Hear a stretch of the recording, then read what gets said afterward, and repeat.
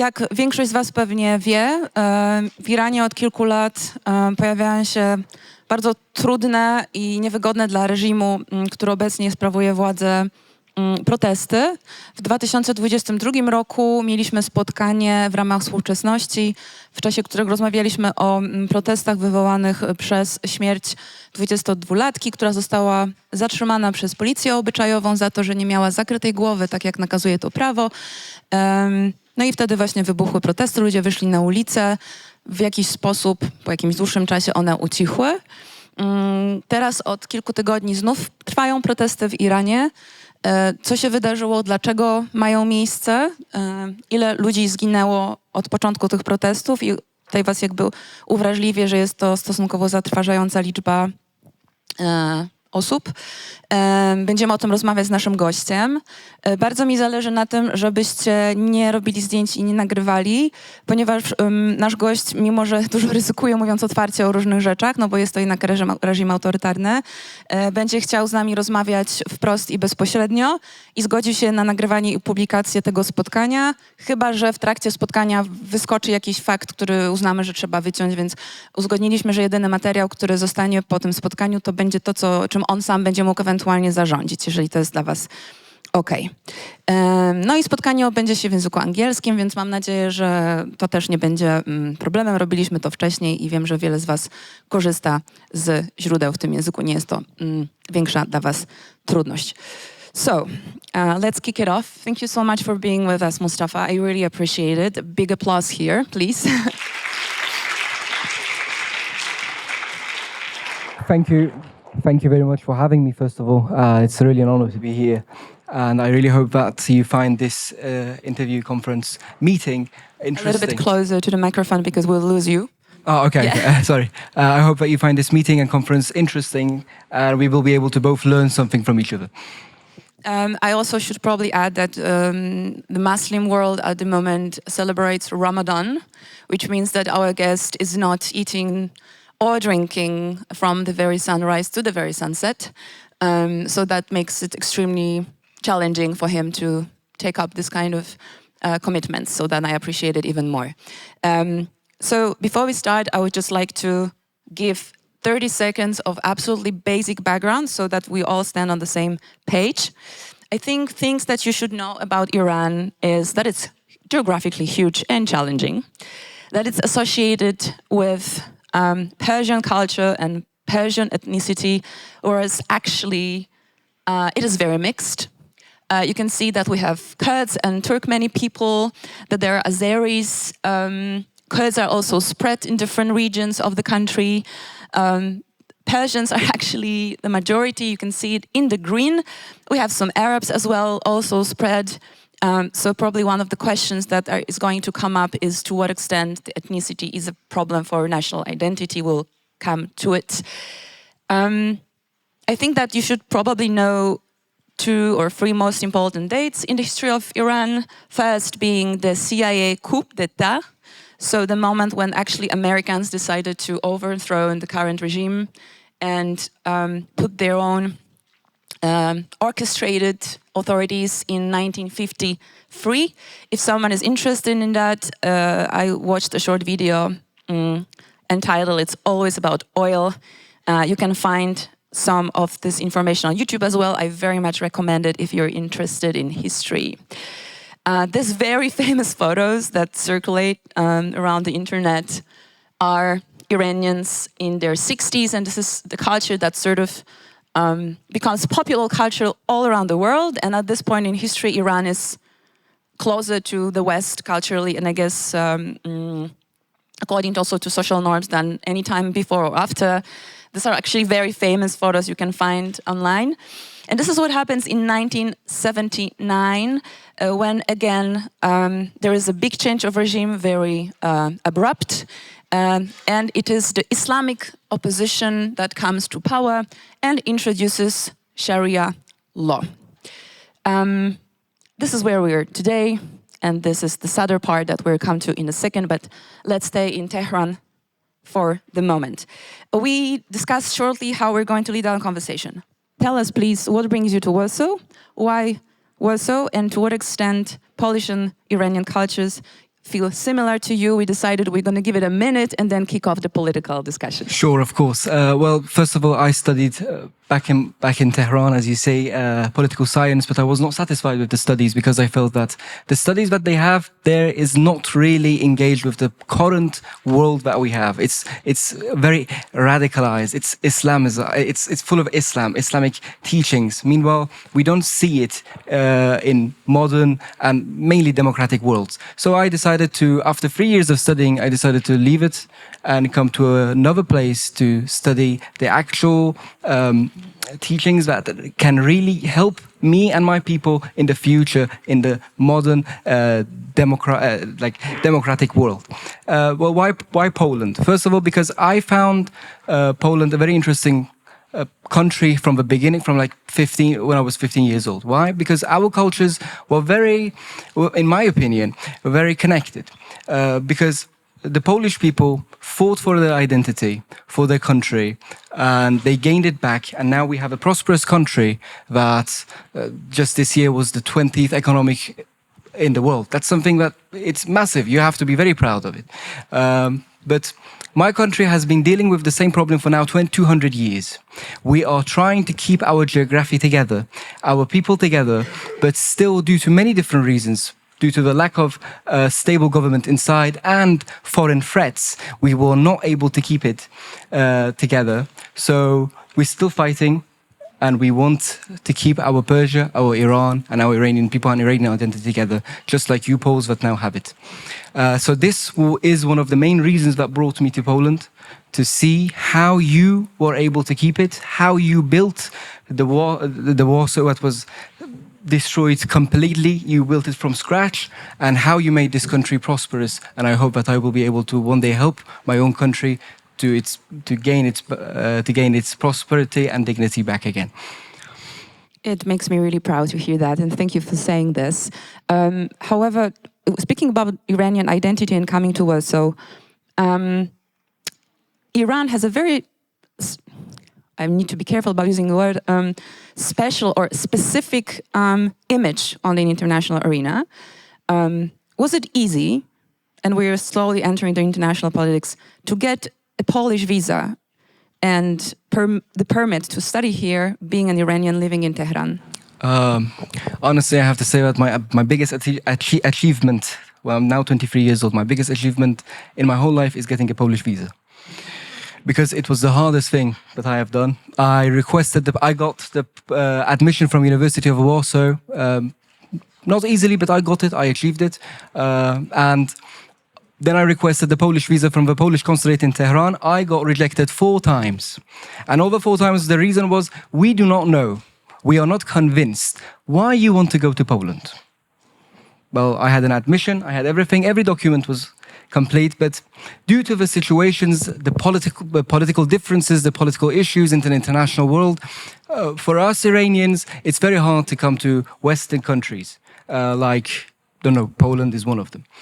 So I was hopeless. I went to Canada to my family, and my family insisted to me to stay there and study there, but I wanted to come to Poland. So I requested the Polish visa back in Toronto, from the Polish consulate in Toronto, and finally I got it. And I came here in November, but I can really say, and I will say it until the end of my days, that this is one of the achievements that I really had, to gain the Polish visa actually.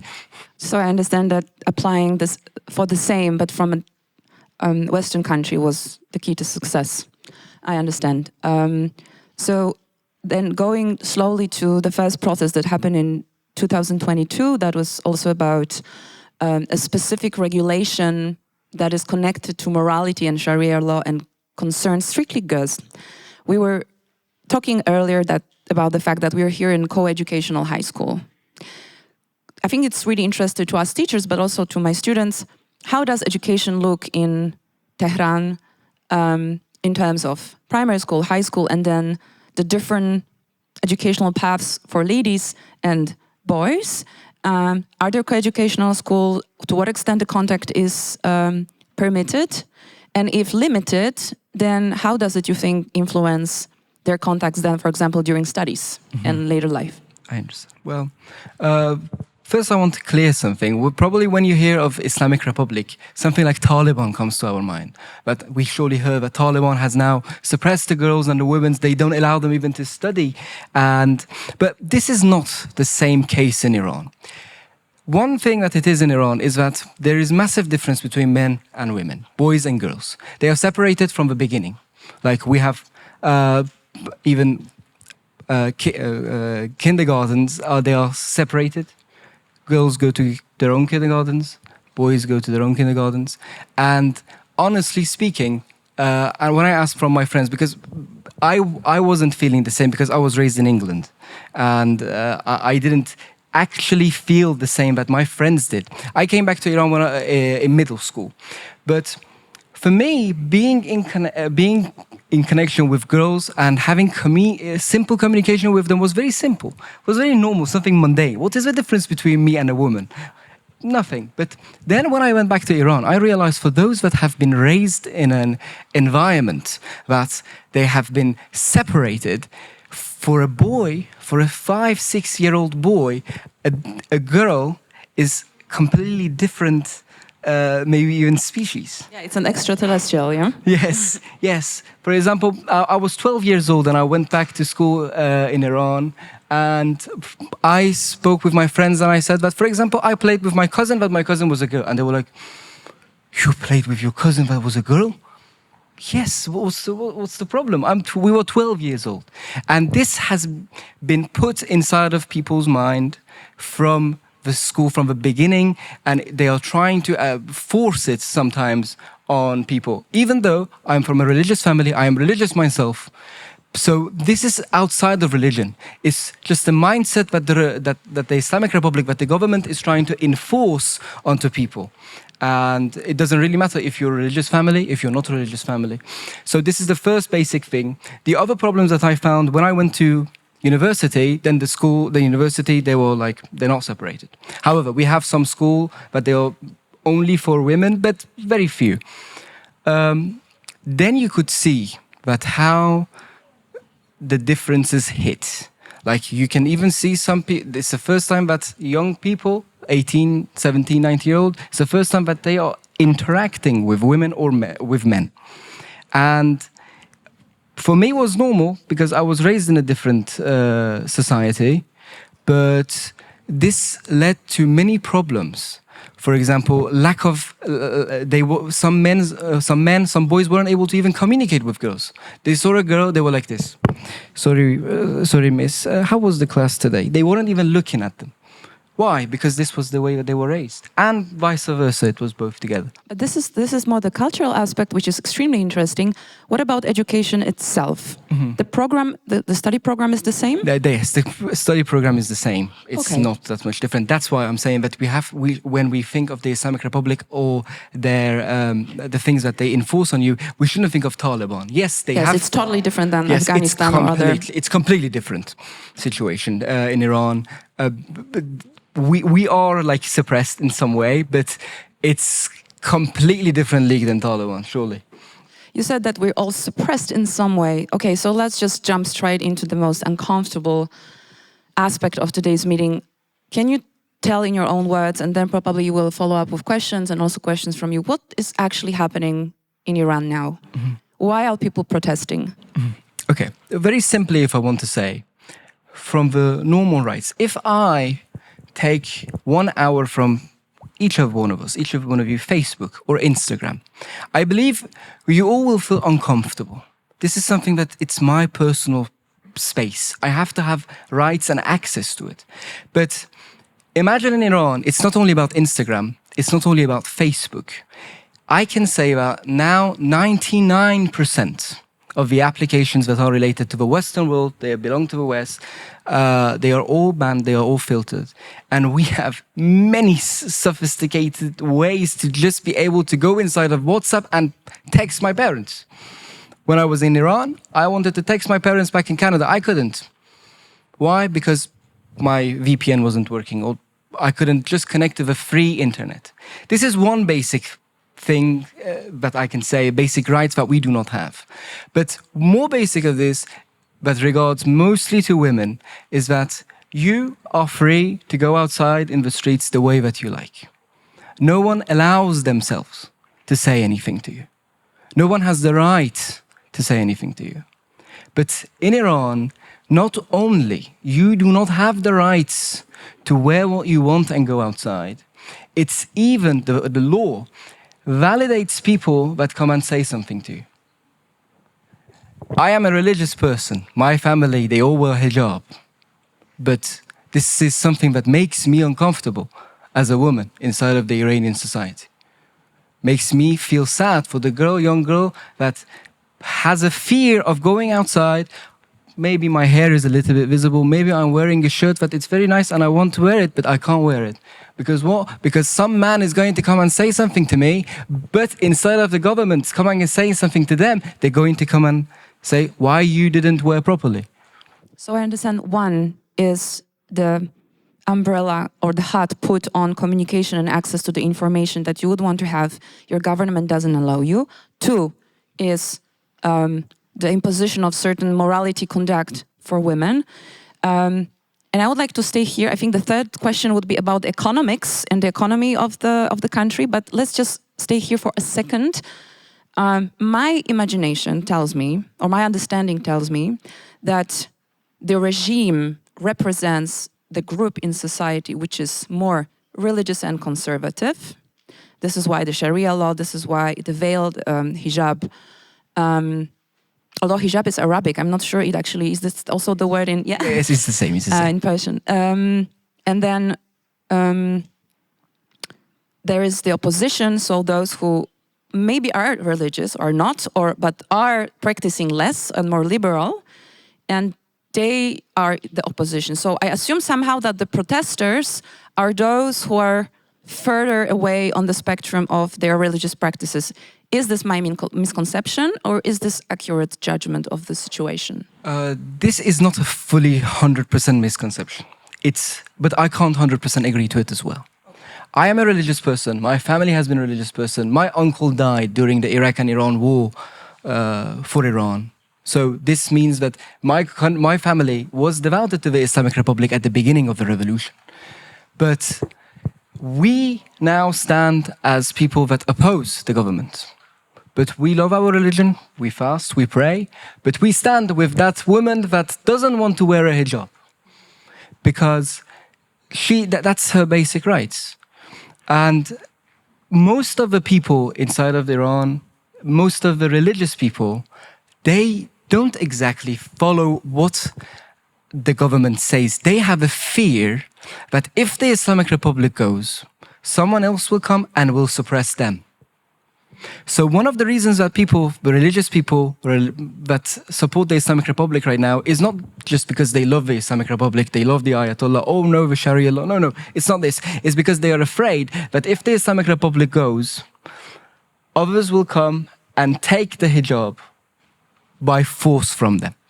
So that the fear is that it will go from one extreme to the other. Yes, that's one of the. And we had that in Turkey, right? When at some point the ladies were not allowed to wear, although it was a Muslim country, the ladies were not allowed to wear hijab, for example, in public institutions like universities. So then in Turkey, the protests were around because ladies wanted to have their right to wear whatever they decided was important to them. Yes, and that's one of the reasons that in 1979 the revolution that we all saw happened. The revolution that now people say that, oh no, it was something horrible for Iran, the Iran that was becoming modern. Yes, but becoming modern at what cost? Europe, the Western world became modern in 200 years. The Pahlavi dynasty, the previous regime, tried to modernize Iran in a matter of 20 years. The culture, the society wasn't capable of this modernization. The women, they couldn't tolerate it. That's why radical Islam spread between the protesters. They accepted it. They accepted the Ayatollahs. They accepted the radical Islam force. And when one alternative came, Islamic Republic, they all said, not all, I shouldn't say all, but surely a majority of the people said yes to the Islamic Republic. Let's move then to the third point. The economic situation. What is the situation of the Iranian economy? Was it also one of the factors in current protests? How do people live? How they feel their well-being and financial and security situation is now at the moment? If I want to be honest, I believe one of the economical reason of the protest is way more than the cultural. Because yes, the culture can like flame the fire, but there must be a wood to burn, and that wood is the problem with economics. The first and the main reason of the economical problems of Iran is corruption and mismanagement. People abusing Iran's riches for their own benefit. Iran is the fourth richest country in the world with having $27 trillion of natural resources, and it has nowhere in the global economics. Nowhere. One of the main reasons is because of corruption and mismanagement. But I cannot say that the sanctions are doing nothing. The sanctions have crippled the Iranian economics, the Iranian people. In 2016, when President Donald Trump came out of the JCPOA, a deal that both Americans, both Europeans and Iranians worked 5 years for it, he came out of it. I saw that my father, a person that lived with a dignity, he had problems with the basics. I wasn't from a poor family. My family now lives in Canada. But I saw my father having problems. So the economics started collapsing in 2016, and by now 2026, after 10 years, I can say that there is nothing remained of the Iranian economics. Iranian economics is only based on the oil that they sell to China. Each Iranian oil barrel has to worth $70, but they are selling it to China for $35. Why? Because it's sanctioned and no one buys it. So people are getting poorer and poorer. The government doesn't have money. Inflation rises because the government has to print more money, and there is no way of funding all of these. And we are a nation of 90 million people. So what is your economy actually based on? It is oil, Yes. but you say that not only, mainly, but not only. What else? Well, basically, if I want to say internationally, it's oil and petroleum. But due to the sanctions, our infrastructures are old, and they are all getting out of use. They're getting all out of service, and they're not practical anymore. Can you explain what sanctions? I think that not everyone in the room might actually know. What sanctions are you talking about? Okay. The sanctions that I am talking about are sanctions from banking, from insurance, from oil, from nuclear, from human rights, from even supporting Russia in the war against their aggression. And they're imposed by? The United States. So the main, the sanctions, the most sanctions you refer to are US based and Yes. US imposed. Yes, they are all US. 99% of them are US imposed, but no other country really dares to go against it. You know, when Iranians negotiate with the Europeans say we didn't sanction you, but the Iranians say, but you don't sell, you don't buy anything, and they say, well, yes, because if we buy, the US is going to sanction us. So no one is going to threaten their own position, their own diplomatic relationships with the US to have relations with Iran, of course. So basically, that's understandable.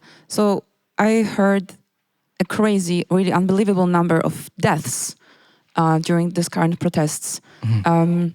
To what extent is it safe? How many people died? How and why does regime go so far to repress them? What is at stake?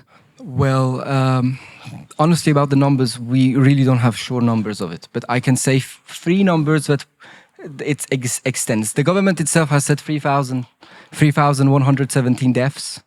That's surely the least. I believe it can extend into 6,000. But 6,000 in 2 days, that's a huge number. And why the government thinks so? Because the government in Iran is an ideological government, and has support from people that think ideologically. For example, I want to give you an example.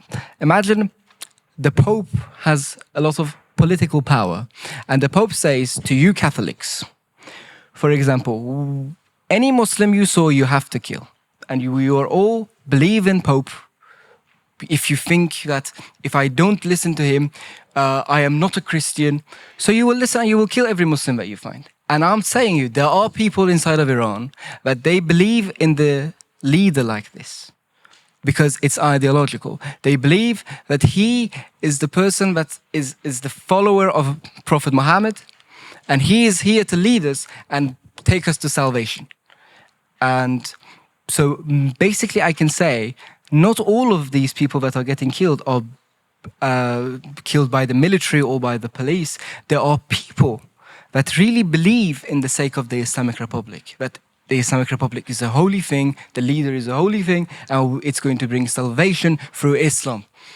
And there are at least 10 to 15 million people that believe like this. And what do you want to do with these people? You can't just exterminate them. So this government feels the support of 15 to 10 million people behind itself that really believe like, what do I mean by believe? That if the Ayatollah Khamenei today tells them that go and fight Israel, they will go barefoot from Iran to Iraq, Syria, to reach the borders of Israel. They will do that. Can you tell us in just 2-3 sentences, who is Ayatollah? What does it mean? What is this person for the country? Okay. The Ayatollah, Ayatollah is regard to someone, it literally means the sign of God in Arabic. But Ayatollah in Iran, it refers to the Iranian leader, Iranian supreme leader. But now it's Ayatollah Khamenei. He is based in Iran based on a philosophy called Wali Faqih in Arabic. It means the person that not only rules politically on Iran, but rules morally on the people, on its subjects in Iran too. So it doesn't matter if you don't actually believe in Islam. You don't even care about what Islam says. You are a subject of the Ayatollah.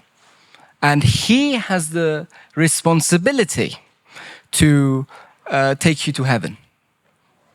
Before we jump to questions, last question from me. How do you feel about the upcoming months and years? Do you feel something's going to change? Do you think the situation is reaching the so-called boiling point? So when it just needs to explode? Are we talking about the risk of war between the US and Iran? I know you mentioned that you experienced war back in time yourself when you were a kid.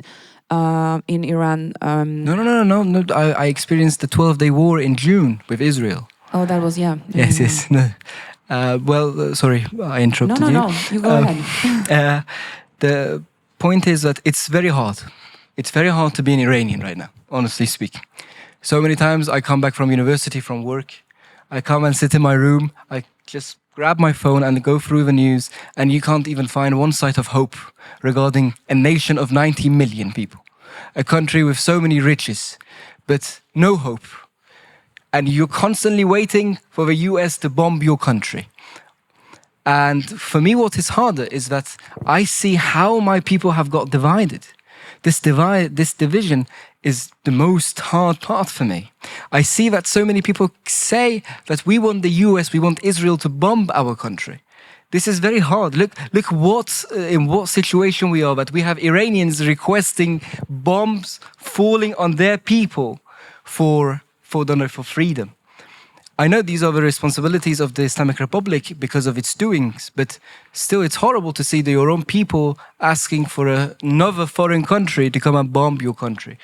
And as I have studied and you have studied, we know that I believe a foreign intervention will never work out. We saw it in Iraq, that it led to the death of 150,000 civilian Iraqis being killed. And still, Iraq is not a prosperous country. It's a state that it's struggling to be and stay. Turkey has influence over it. United States has influence over it. Iran has influence over it.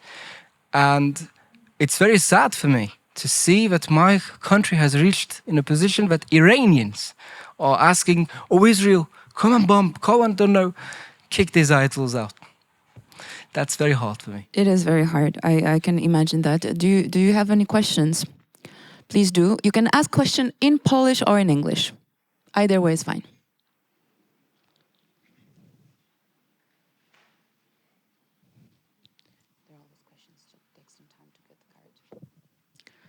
I know they are. Yes, Amelia. So I wanted to ask how you feel as an Iranian person in Poland. in Warsaw? Honestly, at first I have to say I'm very happy to be here saying this. Really, the Polish people have been very kind to me. However, there have been struggles for me inside of Poland, not only for example, the visa. It took me, for example, 3 months to get a bank account. I was going to different banks, Santander, PKO, and they would have said, okay, what is your citizenship? I would have showed my passport. I said, we are very sorry. And they wouldn't just give me a bank account because of the problems the sanctions and many different problems that they have. However, I have not found any problems, but any misbehaviors towards me because of my nationality by a Polish. I have only found kindness, and I have really enjoyed. Beside the weather, I have enjoyed everything else in Poland, I have to say. I did see, I was preparing presentation for today, and I did see you even have a ski resort in Iran. You do have mountains and you do have snow, but I guess that maybe you haven't had an experience, chance to experience it. But it's so good to hear that actually, that you feel well welcomed and well treated. Any other question? You guys know I always have more questions, but it's your meeting, it's your time.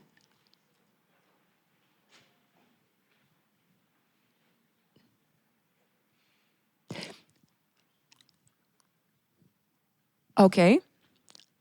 Then one more question that I'm lucky to ask. You mentioned that you feel your take is that although Iran is extremely mixed ethnically or rich ethnically, what is different from other countries that we know when ethnicities fight one another and want to separate to a different state instead of being one polity, that people do feel Iranian. So what do you think it is that, what do you think it is that brings about these gaps and disparities? What is the missing point? You mentioned that you were still looking for your identity, for the identity and construction to solidify somehow what we achieved as Poles, you think? Mm-hmm. Yes. So what is it? What I'm speaking of our identity is that I am waiting for a day, I'm praying for a day that I will be able to stand somewhere and say proudly, I'm an Iranian. Still, I was not able to gain this because of the mindset that people have. So many times you say you're Iranian, they say, oh, so you're a terrorist. No, I have nothing to do with a terrorist. The terrorist attacks that has happened in Europe or anywhere in the world, none of them were from us Iranians. But this is one thing. The other thing is that until you don't have a prosperous country, until you don't have a country that you see that it's developing, you will not feel a full identity, because you do not know if you have to stay here and make this country improve yourself, or have mercy on yourself and go to another country and try to raise there. We have many Iranians that are in Canada, in America. The Iranian diaspora is massive. Why? These are very genius people, but they decided to have a better life, and they had the rights because they didn't see any other opportunity in Iran. They didn't see that we have the opportunity to raise and grow in Iran and make Iran a better place, because this opportunity wasn't given to them. And this is one of the problems. And we see every day by day Iran is falling more and more. This beautiful country, culturally, historically, everything. It's a unique country, but it's just collapsing. And for you, when you were a student back in Tehran, I guess that more or less the same age as my students now, what was it like? How do you think being a high school student differs from what we have now and here? And what kind of challenges do they face? Thinking also what we're talking about stability, where to live, whether to emigrate or stay, how to choose jobs, what are the opportunities, what were their concerns at that time, at the age of my students? Which was not long ago, I guess. Well, it was just 3 years ago, but this is a very, very good question. This was one of the reasons that Iranians mostly all want to become engineers or doctors. No one barely goes into human sciences. Even those that want to go towards human sciences, they go towards law. Why? It doesn't matter what they love. It's there are jobs. So I so many times asked my friends, why did you come and study law? Why did you come and study medicine? He said, oh, Mustafa, I have to work. I have to feed my family. There isn't any other work. For example, for myself, I always have wished and loved to become a diplomat. I went and studied Spanish for it when I was 17 years old. But since I have left Iran, I am now 90% sure that I can't go inside of my government, inside of the diplomatic system of my own country and become a diplomat. Why? Because I studied outside of Iran. So, okay, but I studied international relations, something related to diplomacy. They don't care. You have studied something that it's outside of our guidelines. So that's how is the situation of Iran for most of the people. And if I would like to add something else, I can't go back to Iran too now for 3 years. Why? Because in Iran there is for boys after 18 years, there is a mandatory military service. So if you be 18 years old, they will take you. You have to go to this military service for 2 years, and don't know, you will do some ridiculous things, but for the army. And I didn't want to do it, of course, because it was 2 years of my life, my youth. So I had the valid to exit the country, and I had to come back to Iran after 30 days. Well, I'm in Poland now, and I didn't come back, so I can't go back to Iran for 3 years now. And after that, there is a possibility that they're going to prosecute me, and it has, don't know, jail sometimes. You have to pay a fee. I don't know. We have to see what's going to happen. This was my question exactly, because I can imagine that many regimes around the world, they look very suspiciously at Western or foreign education, also in a more non-official way. So actually you're being either judged for espionage, or you're being observed and invigilated. So that's actually quite extreme. To what extent would Iranian government do something like this? To what extent would you feel somehow observed or a threat, speaking openly to us today, or having certain political views openly and then coming back to the country? Just so we know, we can imagine, the extent of things. If I want to honestly speak about it, there are some extreme laws in Iran that they're just ridiculous.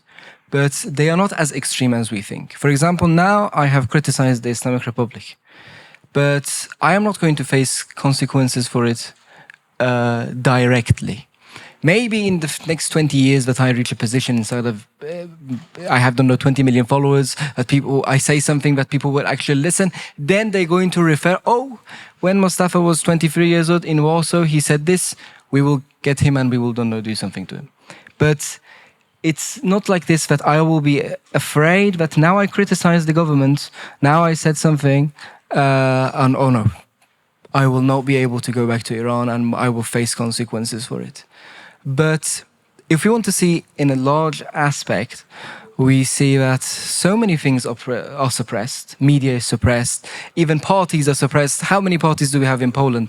We only have one in Iran that doesn't even work, actually. It's not functional. So you practically do not have a multi-party system? No. We do not have any democracy in Iran. Iran is called Islamic Republic. Islamic and Republic doesn't make sense. I'm very sorry. You can't have Islam and Republic at the same time. Or you have to have Islam or the Republic. You can't listen at the same time to what Islam says and what the Republic says, what the people say. It's impossible. So at the beginning, at the 1979, some philosophers, some people that knew how to speak, they spoke very well, and people, they didn't really have the knowledge over what is political science, what it's really saying. So they say, oh, they are saying nice words, and Islam is good, we are Muslim, so why not? Why not Islamic Republic? So basically that's all it is about. Last chance to ask a question.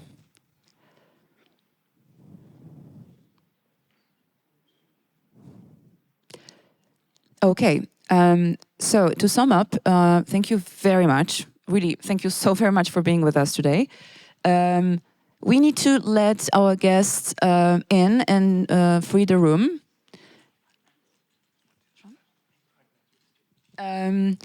And I have the following announcements. First of all, I would like you to take this up to your godziny wychowawcze. Please tell out loud to everyone in your class and your tutor what were the things you did not understand, what questions you left with, and probably I would love that if you could say out loud one thing that you learned or one misconception that you discovered you had about Iran or Iranian people. That would be really precious. Two, our guest will stay for another couple of minutes. So if you have questions that you actually want to ask him, but you didn't dare to ask out loud in public, he's here available to you. Also, Mr. Shala will need some time with the entirety of the community.